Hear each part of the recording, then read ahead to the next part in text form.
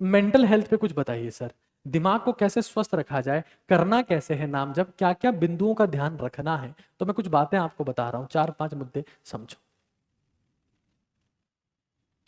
सबसे महत्वपूर्ण है अपने जीवन में लेखन को सम्मिलित करें। लेखन को, आपको पता है पुराने टाइम में लोग सोने से पहले अपने दिमाग को शांत करने के लिए कुछ लिखते थे। कुछ लोग एक शब्द ही लिखते थे कि भाई मैं राधा राधा राधा राधा राधा लिख रहा हूं। कुछ लोग अपना पूरा दिन की समरी लिखते थे कि मैंने आज क्या किया। दोनों में ही ईश्वर की पूजा हो रही। जिस काम में मन शांत हो रहा है ईश्वर की भक्ति हो रही है।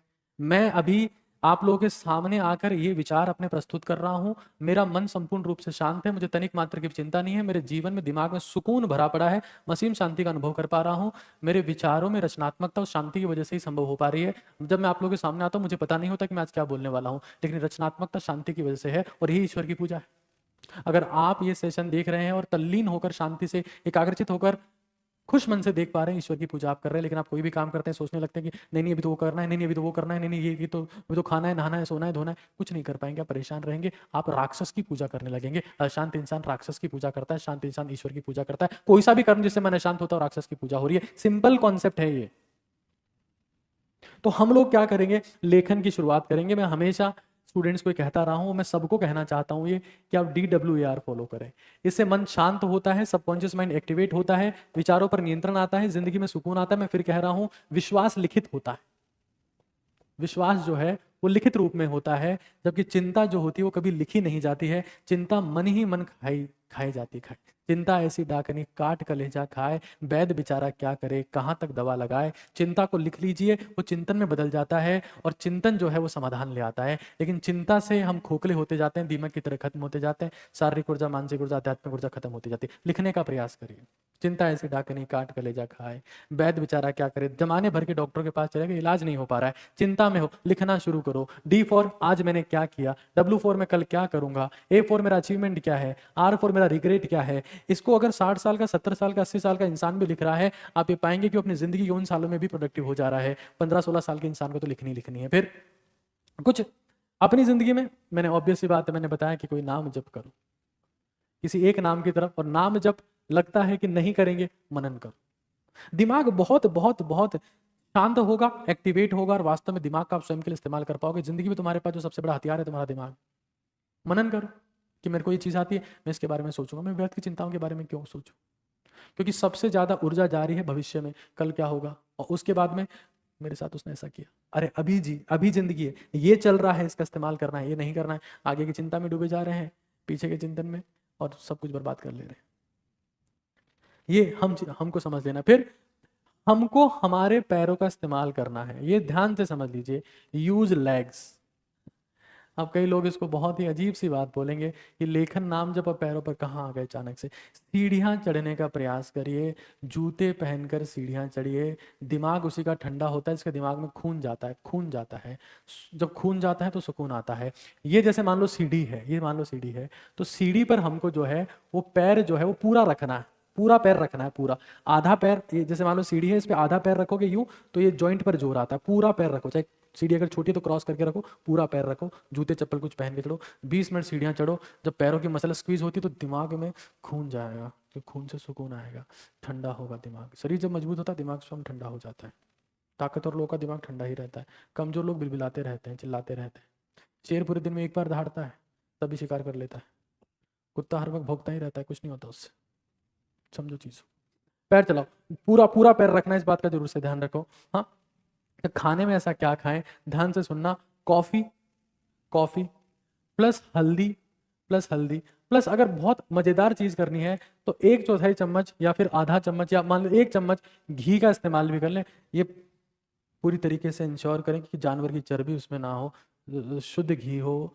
हल्दी से खून पतला होता है, हल्दी एंटी कैंसर होती है।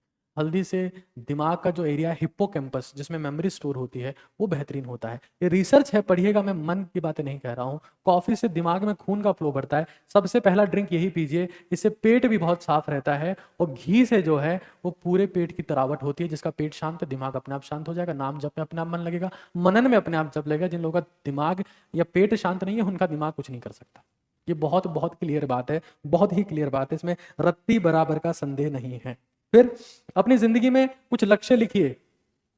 मेरी बात मानिए, दो ही चीजें आपको हमेशा जिंदा रखेगी, लक्ष्य और दोस्त।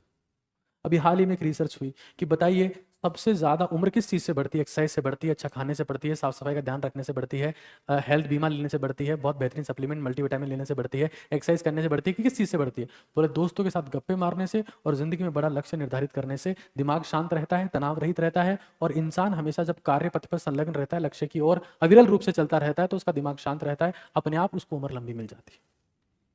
लेकिन हम फोन पे बैठे, उसका हाय आया था, अभी तक रिप्लाई नहीं आया, उसकी भी चिंता करने लगे। तुम चले जाओ अपने पुराने किसी स्कूल के दोस्त से मिलो, कुछ पंचायती करो, कुछ गप्पे मारो, इस घर की कैद से बाहर आओ। मोबाइल की कैद और घर की कैद ने तुम्हें बर्बाद कर दिया, और आभास भी नहीं हो रहा है कि तुम बर्बाद हो रहे हो। मुझे बड़ा अफसोस होता है। मैं तो ये इंश्योर करता हूँ कि मैं अपने दोस्तों से समय समय पर मिल रहा हूँ, उनके साथ पंचायतियाँ कर रहा हूँ, गप्पे ठोक रहा हूँ। हम हमेशा तनाव में, चिंता में थोड़ा ना जीवन जिया जाएगा। वो भी नाम जप के समान ही है, बशर्ते वहां पर ढंग की बातें हो रही हो, डिस्कशन हो रहा, दिमाग शांत हो रहा है। फिर एक और चीज, हमें हमारे शरीर में थोड़ा सा ओमेगा 3 फैटी एसिड्स बढ़ा लेने। ये मैं फिर कह रहा हूँ, लक्ष्य निर्धारित करो, हमारा विजन बोर्ड होना चाहिए कि हमको जिंदगी में ये पाना है। सुकून मिलता है, शांति मिलती है, जीवन में आगे बढ़ने की शक्ति आती है, ऊर्जा क्षीण नहीं होती। मैं फिर कह रहा हूँ, विचारों से, क्रोध से, चिंता से, ग्लानि से ऊर्जा मर रही है। कम खाना खाने से किसी की ऊर्जा क्षीण नहीं होती है। कुछ लोग ज्यादा खाना खा के भी बर्बाद हो रहे हैं। क्यों? क्योंकि विचार ही नेगेटिव है। सब अखरोट खा रहे हैं, बादाम खा रहे हैं, हम ड्राई फ्रूट की रोटियां खा रहे हैं, फिर भी ऊर्जा नहीं है। क्यों नहीं है? क्योंकि विचारों में शक्ति नहीं है, लक्ष्य नहीं है, लिखते नहीं है, एक्सरसाइज नहीं करते हैं, कॉफी, घी और हल्दी नहीं पीते हैं, तो सब कुछ खत्म हो जा रहा है उनका। चिंता से मुक्ति का मार्ग। और जब मैं आप लोगों के सामने आके बोलता हूँ, मेरा एकमात्र लक्ष्य होता है कि भारत को बदलना है, इसको ओजस्वी, तेजस्वी, तपस्वी बनाना है। जितना संभव हो सके भारतीयों के दिमाग को खोलना है, ताकि देश में ओजस्विता, तपस्विता आए, तेजस्विता आए। खैर, नाम जबकि जब मैं बात करता हूं कि कलयुग में ऐसा कहा गया है, मैं कलयुग की बात बिल्कुल एज इट इज आप लोग के सामने बोल रहा हूं कि कलयुग में ज्ञान, कर्म, ध्यान, योग, तप, ज्ञान, योग, ध्यान, कर्म, तप सब खत्म हो जाएगा, तो एक चीज की महिमा काम आएगी, वो नाम जप की महिमा है। आज हमारे पास ज्ञान अथा एक क्लिक पे है, तप हम बहुत मेहनत कर रहे हैं, योग जमाने भर की योगा क्लासेस चल रही है, गली गली में जिम खुले हुए हैं, लोग सफल हो पा रहे नहीं। क्यों? क्योंकि शांति नहीं है। शांति के लिए नाम जप करना पड़ेगा, मनन करना पड़ेगा। वो जो शांति है, शांति से असली क्रांति आती है। यही जीवन में, समाज में, परिवार में, राष्ट्र में क्रांति लाने के लिए मन का मजबूत होना, मन का शांत होना बहुत जरूरी है, बहुत ही जरूरी है। ओटीटी भारत का लक्ष्य आप सभी लोग जानते ही हैं। मैं कुछ और चीजें ये पीडीएफ के माध्यम से मैं आपको ये सब बताने का प्रयास करूंगा, जो नाम जप की और महिमा है, यहाँ पर सब लिखा है। ऐसा भी कहा गया है कि नाम जप में वो शक्ति है।